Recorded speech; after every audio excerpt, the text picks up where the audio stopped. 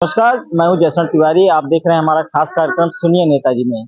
सुनिए नेताजी में आज हम राजधानी लखनऊ के इको गार्डन में मौजूद हैं। हमारे पीछे आप देख सकते हैं साफ तौर पे यहाँ पर मदरसा आधुनिकीकरण शिक्षक एकता के बैनर तले जो है यहाँ पर मदरसा शिक्षक के जो है धरना प्रदर्शन कर रहे हैं और इनका 6 वर्षों से बकाया वेतन है, उस संबंध में लोग धरना प्रदर्शन कर रहे हैं।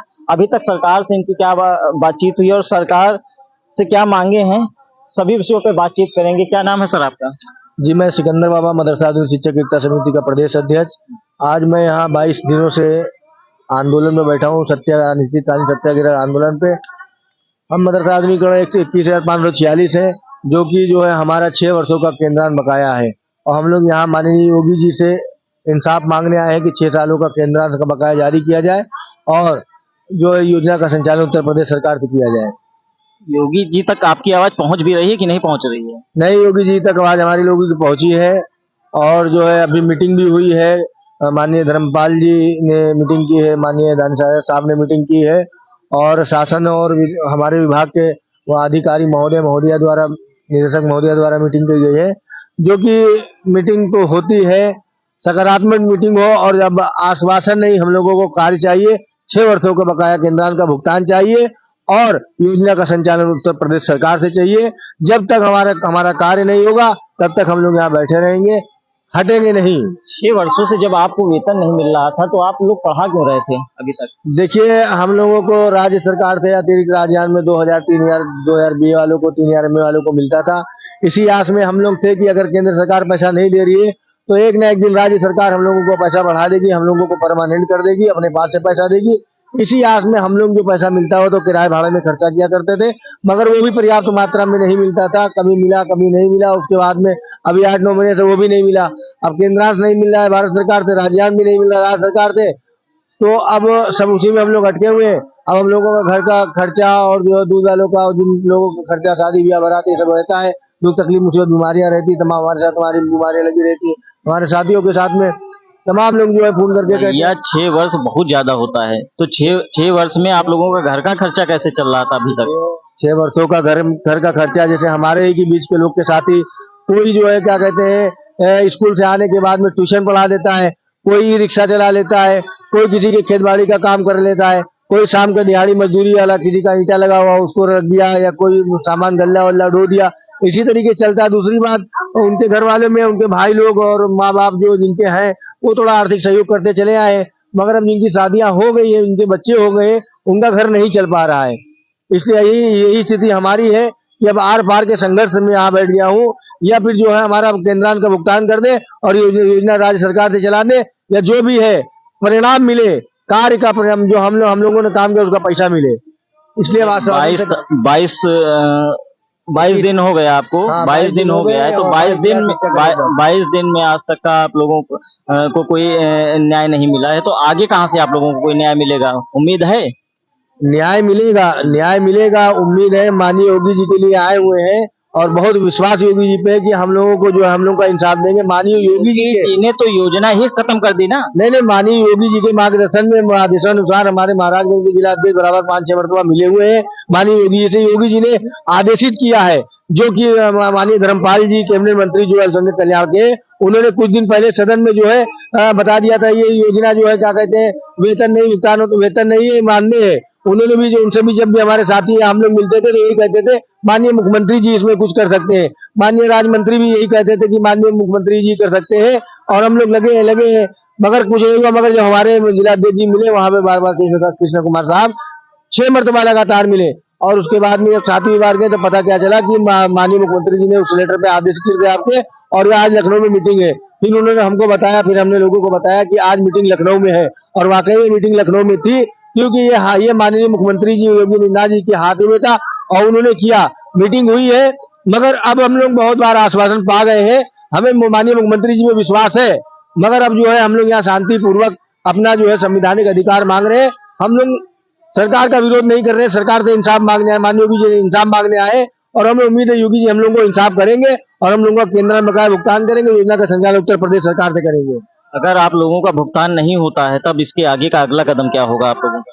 देखिए, अभी हमें माननीय योगी जी पे पूर्ण विश्वास है। हमारे लोग मिले थे, और हम बहुत लोग समय मांग रहे थे, मगर हमारे कृष्णा भाई जो है बार बार जाकर के मिले। हम लोग भी यहाँ आज भाई जी संघर्ष करते चले गए हैं। शासन प्रशासन तक हमारी आवाज गई है, माननीय योगी जी के तक गई है, बताया गया है, हमारे लोग भी बताए हैं। आगे भी हम लोग जो है, अगर हम लोगों का नाम मांग नहीं मांगा जाएगा, फिर हम लोग योगी जी से मुलाकात करेंगे, माननीय योगी जी से उनको अपनी बात रखेंगे और संवैधानिक तरीके से जो कुछ हो सकेगा हम लोग करेंगे। हसन भाई से पूछ लीजिए आप अकेले 2-3 लोग ही बैठ के यहाँ पे धरना प्रदर्शन कर रहे हैं और बाकी साथी आपके कहाँ हैं? देखिए, हमारे साथी आते हैं और जाते हैं, जब जिस तारीख को आह्वान किया जाता है तब आते हैं, क्योंकि 6 सालों से किसी का परिवार खाने चलाने के लिए उसके पास पैसे नहीं है, जहर खाने के लिए पैसे नहीं है, वो बार बार कब तक यहाँ लखनऊ आए। इसलिए जब भी आह्वान किया जाता है हफ्ता 10 दिन में लोग आते हैं, काफी संख्या में भीड़ होती है। 18 तारीख को किया, 17 तारीख को किया, 4 तारीख को किया, फिर आह्वान किया जाएगा अपने लोगों से बात करके। और जब तक इंतजार कर रहे हैं, अभी शांतिपूर्वक काम चल रहा है, शांतिपूर्वक बैठे हुए हैं। अगर काम नहीं होता हमारा तो थोड़ा उसके लिए भी आगे बढ़ाया जाएगा, आगे देखा जाएगा क्या आगे रणनीति बनाएंगे हम लोग। इंसाफ लेके रहेंगे सरकार? नहीं, इंसाफ लेके रहेंगे। हमारे साथ हमारे भाई अनंत प्रताप सिंह और हमारे भाई साहब है, और ये सब और भी लोग हैं, उनसे भी बातचीत करेंगे। क्या नाम है भैया आपका? मेरा नाम अनंत प्रताप सिंह है। क्या कहना चाहेंगे, न्याय मिलेगा? कहना यही चाहेंगे कि हम उत्तर प्रदेश के माननीय मुख्यमंत्री जी से निवेदन करना चाहते हैं, जो भारत सरकार का उत्तर प्रदेश का सपना है कि उत्तर प्रदेश उत्तम प्रदेश बनाना है, तो एक साथ दो काम नहीं हो सकता कि चना चबाना और शहनाई बजाना। चना चबाना शहनाई बजाना एक साथ नहीं हो सकता। जिस प्रदेश का शिक्षक 6 साल से भूखा है, वह प्रदेश कभी तरक्की नहीं कर सकता। जो 6 साल से जब भूखा है, तो 6 साल से उन शिक्षकों का घर कैसे चलता था? शिक्षकों का घर किस पीड़ा से चल रहा है, आज वह शिक्षक, उसका परिवार समाज में उपेक्षित है, पीड़ित है, शोषित है। राशन के दुकान पे लोग राशन नहीं देते हैं। आज इको गार्डन के धरना स्थल के माध्यम से, हम अनुग्रह आंदोलन के माध्यम से माननीय मुख्यमंत्री जी से निवेदन करने आए हैं। शिक्षकों को जो सपना है उत्तर प्रदेश सरकार की कि हमें अल्पसंख्यक समाज को, पसमानदा समाज को मुख्य धारा से जोड़ना है, वह मुख्य धारा से जब तक शिक्षकों का वेतन नहीं जारी करेंगे तब तक नहीं जोड़ पाएंगे। यह सपना अधूरा रह जाएगा, एक चुनावी जुमला होकर रह जाएगा। एक हाथ में कुरान, दूसरे हाथ में कंप्यूटर। यह तभी संभव होगा जब शिक्षक को सैलरी मिलेगी। शिक्षक तन मन धन से अपना संपूर्ण खून का एक एक कण नौछावर करके देश के तरक्की में तभी काम कर पाएगा जब उसके अंदर एनर्जी होगी।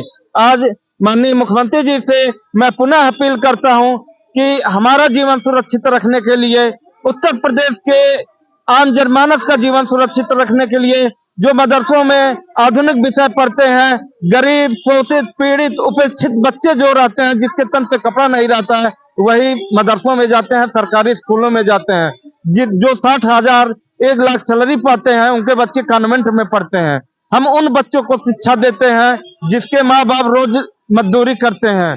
उन बच्चों के भविष्य को सुरक्षित करने के लिए आधुनिक शिक्षकों का वेतन जारी करें और योजना का संचालन उत्तर प्रदेश से करें। अगर आप लोगों का वेतन नहीं जारी होता है, तब फिर आप लोगों का जो अगला कदम होगा वो क्या रहेगा? अगर क्योंकि 22वां दिन है आज आप लोगों को, और आज तक तो फिलहाल वार्ता ही हो रही है। देखिए, आपके चैनल के माध्यम से बताना चाहता हूं, कोई इंसान जब भी आत्मदाह करता है तो अंदर से कहीं ना कहीं बहुत टूट चुका होता है। 6 साल से हम सब्र करते गए, लेकिन हमारी योजना क्या, हमारी जिंदगी वेंटिलेटर पे है। लेकिन जब वेंटिलेटर से हम लोग हटेंगे तो क्या होंगे, हमारी मौतें होंगी। इन मौतों के जिम्मेदार कौन होंगे? माननीय मुख्यमंत्री जी होंगे, शासन प्रशासन होगा। हमारी क्या कमी थी? हम तो बच्चों का, नौनिहालों का भविष्य सुरक्षित कर रहे थे, नौनिहालों को देश की तरक्की में योगदान कर रहे थे, उनको प्रेरित कर रहे थे, उनको शिक्षित कर रहे थे। लेकिन आज वही शिक्षक भूखा अधमरा के तौर पे इको गार्डन के सरजमी पे बैठा हुआ है। अगर हमारी वेतन नहीं रिलीज होती, हमारी सब्र की बात टूटी, तो हम आत्मदाह करेंगे, विधानसभा का घेराव करेंगे और इसके जिम्मेदार शासन प्रशासन होगी। इससे पहले भी आप लोगों ने विधानसभा का घेराव करने की कोशिश की थी, तब आपको यहीं पर गेट पर ही पुलिस बल द्वारा रोक लिया गया था। फिर कह रहे हैं आप विधानसभा का घेराव करने की बात कर रहे हैं। देखिए सर, हम एक शिक्षक हैं। शिक्षक एक मर्यादित मर्यादित इंसान वह होता है जो देश की तरक्की करता है। हम कोई भी कदम उठाते हैं आप तो माननीय मुख्यमंत्री जी से मुलाकात करके भी तो अपनी बात रख सकते हैं। गोरखपुर गोरखनाथ मंदिर में, श्री गोरक्षनाथ मंदिर में 5-6 बार जनता दरबार में मुलाकात हुई। माननीय मुख्यमंत्री जी ने हमें आश्वासन दिया कि आपका काम हम करेंगे, आप लोग चिंता न करें, आपका वेतन जारी करेंगे। लेकिन अब आश्वासन से काम नहीं होगा, हमें कार्य चाहिए। हम आज इको गार्डन पे 22 दिन से बैठे हुए हैं अपने हक और अधिकार के लिए। हम भीख नहीं मांग रहे हैं, हम अपने खून पसीने की कमाई मांग रहे हैं। हमें इस भाजपा सरकार से उम्मीद है, हमें माननीय मुख्यमंत्री जी से उम्मीद है कि वो हमारी पीड़ा को समझेंगे, हमारा वेतन रिलीज करेंगे, हमारी योजना को उत्तर प्रदेश से संचालित करेंगे। अगर फिर भी हमारी सुनवाई नहीं होती है तो हम इसी इको गार्डन में अपने प्राण न्यौछावर कर देंगे, लेकिन घर नहीं जाएंगे। बिल्कुल, ये थे मदरसा आधुनिकीकरण के शिक्षक, जिन्होंने साफ तौर पे कहा है कि हम अपने प्राण त्याग देंगे लेकिन घर नहीं जाएंगे। और भी लोग हैं, हम उनसे भी बातचीत करते हैं। सर, क्या नाम है आपका? मेरा नाम परवेज खान। आज कितने दिनों से यहाँ पे बैठे हैं आप? मुझे आज 22 दिन हो गए। 22 दिनों में कुछ निष्कर्ष नहीं निकल पाया? सर, अभी निष्कर्ष निकल गया होता तो हम लोग अपने अपने घर चले गए होते। पर इस वक्त हम लोग इतनी परेशानी में हैं कि आज ये नहीं मालूम है घर पे क्या खाना बना नहीं बना, कोई पता नहीं है। और किस तरीके से ठंड में यहाँ पर रहते हैं रात में। कहाँ के रहने वाले हैं? मैं रहने वाला झांसी का हूँ। घर से फोन आता होगा, पूछते होंगे घर वाले? घर वाले पूछते हैं, सब देखते हैं क्या करते हैं क्या नहीं है, किस तरीके से क्या परेशानी है और कैसे है। आज हमारे कई भाई लोग, बच्चे कहते होंगे पापा वापस चले आइए। जी सब। अभी एक देखिए शाहजहानपुर में साथी का इंतकाल हुआ। आज घर में हमारी मिसेज जो है इस टाइम पे समझ लीजिए शुगर 300 है करीब, बगैर खाना खाए हुए। किस तरीके से क्या इलाज करे तो पैसा होना चाहिए इलाज के लिए, कोई पैसा नहीं, कुछ नहीं। आज किस तरीके से हम लोग किस तरीके से अपना गुजारा कर रहे हैं कि शायद खुदा ही जानता होगा। तमाम तरह की समस्याएं होती हैं। बहुत ज्यादा समस्या है। देखिए दवा दारू और दूसरे मदरसे की जो बिल्डिंग है उसमें बिजली का किराया है, बिजली का बिल है, ये वो कोई कुछ नहीं, कोई भी मदद नहीं मिलती है किसी तरीके से। आज हम लोगों को पेमेंट मिल रही होती तो उससे ही किराया निकल रहा होता। आज जो भी यहाँ पर और स्कूल वाले आते हैं, ऑफिस वाले आते हैं जांच करने के लिए, जांच करें, ये बताइए हर चीज में हम लोग खड़े उतरते हैं, उसके बाद भी हम लोग को पेमेंट नहीं है, जो कि पूरी चीज कर रहे हैं।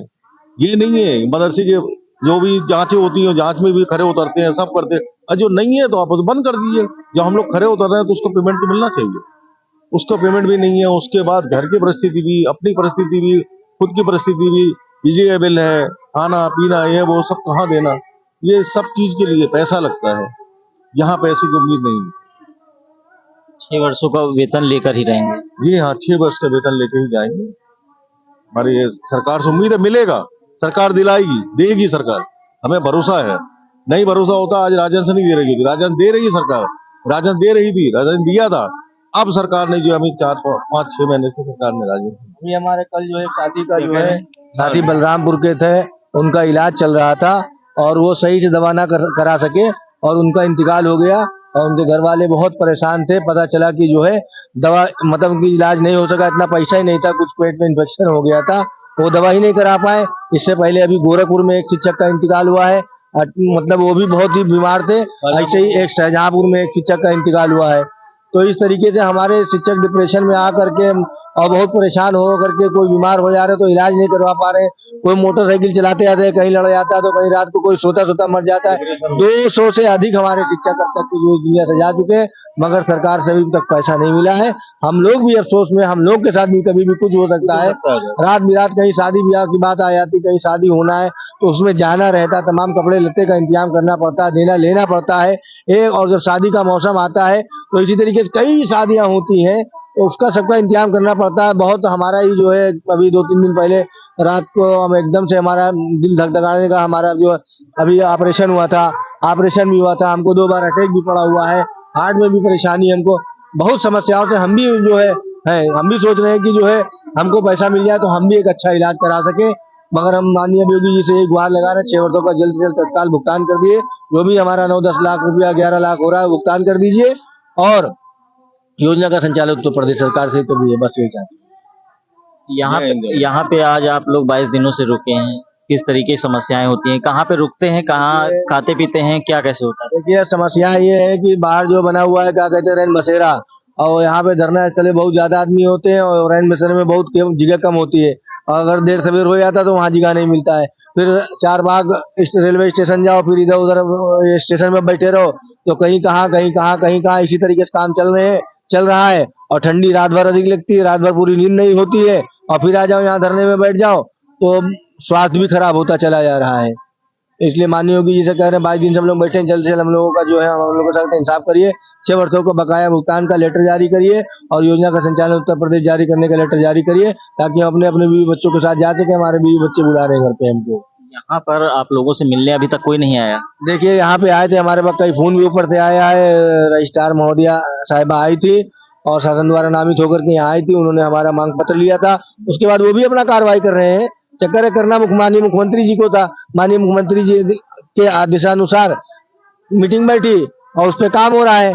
चक्कर है की मीटिंग हम लोग का जैसे विश्वास तो माननीय मुख्यमंत्री जी के पर है, उनके आदेश में मीटिंग हुई है, काम होगा, मगर अब 6 सालों से कई बार हम लोग के साथ ऐसा हो गया है, तो इसलिए हम लोगों ने सोचा है कि इस वक्त काम होता रहे, हम लोग शांतिपूर्वक बैठे रहेंगे, जरूरत पड़ेगी आगे भी निकलेंगे, जरूरत पड़ेगी बैठे रहेंगे, संवैधानिक तरीके से माननीय मुख्यमंत्री जी से गुहार लगाते रहेंगे, ताकि जो है हम लोगों का जो है भुगतान हो सके, कल्याण हो सके। हमारे चैनल के माध्यम से आप क्या कहना चाहेंगे? हम आपके चैनल के माध्यम से यही कहना चाहते हैं, माननीय मुख्यमंत्री जी हमारा लोग का 6 वर्षों का केंद्र बकाया जारी करें और योजना का संचालन उत्तर प्रदेश सरकार से करें, और अपने शिक्षकों को भी आपके चैनल के माध्यम से संदेश देना चाहते हैं कि अधिक से अधिक संख्या में आकर के अपने आंदोलन को सफल बनाए, ताकि आपकी समस्याओं का समाधान हो सके। जय हिंद, जय भारत। बिल्कुल, ये थे हमारे साथ मदरसा आधुनिकरण के वो शिक्षक जिनका 6 वर्षों से बकाया वेतन जो है वो बाकी है, और न्याय की गुहार लगा के वो यहाँ पे इको गार्डन धरना स्थल पर जो है प्रदर्शन 22 दिनों से कर रहे हैं। अब देखने वाली बड़ी बात ये होगी कि ऐसे में सरकार इनकी बात को कब तक सुनती है और इनकी 6 वर्षों का बकाया वेतन का भुगतान कब तक करती है। लखनऊ से इंडिया वाइस 18 के लिए जयसंत तिवारी।